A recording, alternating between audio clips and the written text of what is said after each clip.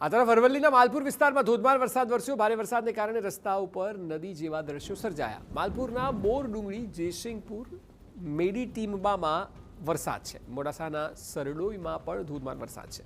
ભારે વરસાદથી ગામના મુખ્ય માર્ગ પર નદી વહેતી હોય તેવા દ્રશ્યો જોવા મળ્યા। ડુંગરનું પાણી ગામમાં પ્રવેશતા મુખ્ય માર્ગ સહિતના વિસ્તારોમાં નદી જેવા દ્રશ્યો છે। મુખ્ય માર્ગ પર પાણી ફરી વળતા રાહદારીઓ અને વાહન ચાલકો અટવાયા છે। વધુ માહિતી આપી રહ્યા છે અરવલ્લીથી TV9 સંવાદદાતા અવનીશ ગોસ્વામી। અવનીશ, દ્રશ્યોમાં પુષ્કળ પાણી જોવા મળી રહ્યું છે। આપ જણાવો કે અલગ અલગ વિસ્તારોની સ્થિતિ શું છે?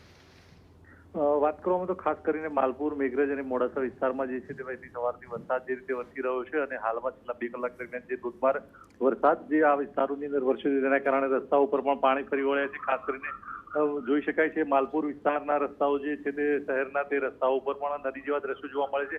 આ ઉપરાંત મોડાસાના સરડોઈ વિસ્તારમાં પણ આ જ પ્રકારના દ્રશ્યો જોવા મળી રહ્યા છે અને મેઘરજ અને તેની આસપાસના વિસ્તારમાં પણ આ જ પ્રકારની સ્થિતિ જોવા મળી છે, જેના કારણે વાહન ચાલકો અને સ્થાનિકો પણ પરેશાન છે। પરંતુ જે પ્રકારે અપેક્ષા હતો તે પ્રકારનો વરસાદ આવવાના કારણે સ્થાનિક લોકોમાં એક પ્રકારે ખુશી પણ છે કે વાવણીના સમય દરમિયાન જે પ્રકારે વરસાદ વરસી રહ્યો છે અને જે સારો વરસાદ થઈ રહ્યો છે તેના કારણે સ્થાનિક ખેડૂતોમાં પણ ખૂબ જ ખુશી વ્યાપી રહી છે।